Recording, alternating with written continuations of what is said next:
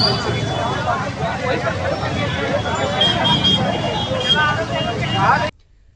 Everyone. अभी आपने जो वीडियो देखी वो वीडियो थी यूपी पीसीएस और आरओ के उन अभ्यर्थियों की जो लगातार लोक सेवा आयोग तक अपनी बातें पहुंचाने के लिए कॉन्टिन्यू वो लगे हुए हैं प्रोटेस्ट करने में, ताकि लोक सेवा आयोग तक हमारी बातें पहुंच सके और वो हमारी बातों को, हमारी प्रॉब्लम को समझ सके। इसके लिए अभी 21 अक्टूबर को ही अभ्यर्थियों ने प्रयागराज के लोक सेवा आयोग पर इकट्ठे होकर के प्रोटेस्ट करा था, लोक सेवा आयोग तक अपनी बातें पहुंचाने की कोशिश करी थी। और उसी ही कड़ी में आज सभी अभ्यर्थी इकट्ठा होकर के कैंडल मार्च उन्होंने करा, ताकि शांतिपूर्वक और लोकतांत्रिक तरीके से हम अपनी बातों को लोक सेवा आयोग तक पहुंचा सकें, उन्हें बता सकें कि एक्चुअली में जो अभ्यर्थी हैं, जो प्रिपरेशन कर रहे हैं, वो किन समस्याओं का सामना कर रहे हैं। और अगर वो सडन ऐसे सिचुएशन में लाइक जब एग्ज़ाम का फॉर्म भरा गया था और चीज़ें थी, तब ऐसा कोई भी नोटिस नहीं आया था सारे अभ्यर्थियों के पास कि जो एग्ज़ाम में था चेंज किया जाएगा, लाइक नॉर्मलाइजेशन होगा या वन शिफ्ट वन डे में एग्ज़ाम होगा। तो ये दो बेसिक चीज़ें हैं जो अभी मुद्दा बनी हुई हैं, क्योंकि अगर नॉर्मलाइजेशन जैसी चीज़ें एग्ज़ाम में आती हैं तो फिर जो कंपटीशन है वो फेयर नहीं रह जाता। क्योंकि नॉर्मलाइजेशन में क्या होता है कि कभी किसी अभ्यर्थी के मार्क्स ज़्यादा हो जाते हैं, किसी कम हो जाते हैं, तो इक्वलाइजेशन नहीं होता, तो फेयर कंपटीशन होता नहीं है। कहीं कोई अभ्यर्थी बहुत मेहनत कर रहा है, उसके नंबर कम हो जाते हैं, जिसने कम मेहनत करी उसके ज़्यादा हो जाते हैं, तो सिलेक्शन के चांसेस हेर फेर हो जाता है, क्योंकि पॉइंट्स पॉइंट्स की बात होती है।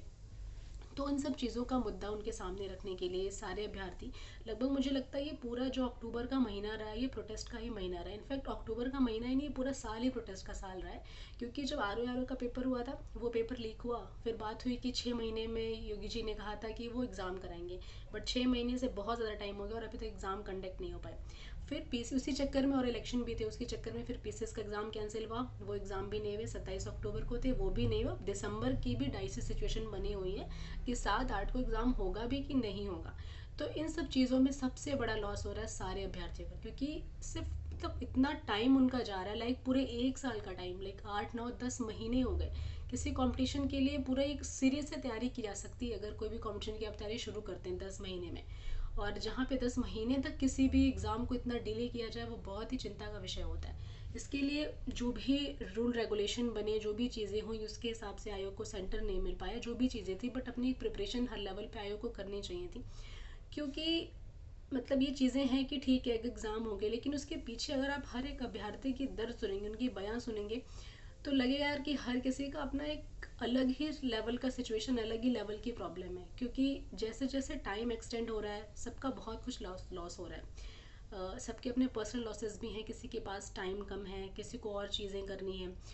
तो आयोग को इन चीज़ों को, इन बातों को समझना चाहिए। और कंपटीशन जैसे पहले था कि एक दिन में एग्ज़ाम हो रहे थे, नॉर्मलाइजेशन नहीं था, चीज़ें उसी वे में होनी चाहिए। सारे अभ्यर्थी तैयार हैं अपने एग्ज़ाम को 7-8 दिसंबर को देने के लिए। लेकिन दुख इस बात का होता है कि जब आप किसी चीज़ की तैयारी करते हैं, कोई भी अभ्यर्थी होता है, और उसका जो टाइम होता है ना, वो उसके लिए मनी होती है। आप अपने एक एक सेकंड कहीं भी गंवाना नहीं चाहते, आपको लगता है यार यहाँ गए वहाँ गए तो टाइम चला जाएगा। लेकिन अभी क्या हो रहा है, ये पूरे अक्टूबर के महीने में सारे अभ्यर्थियों को क्या करना पड़ रहा है, वो सिर्फ और सिर्फ प्रोटेस्ट कर रहे हैं। तो लोक सेवा आयोग जल्दी से जल्दी इस पर कोई रिजल्ट दे सके, ऐसी हम उम्मीद करते हैं, और जल्दी से एग्ज़ाम कंडक्ट हो सके, हम ऐसी भी उम्मीद करते हैं।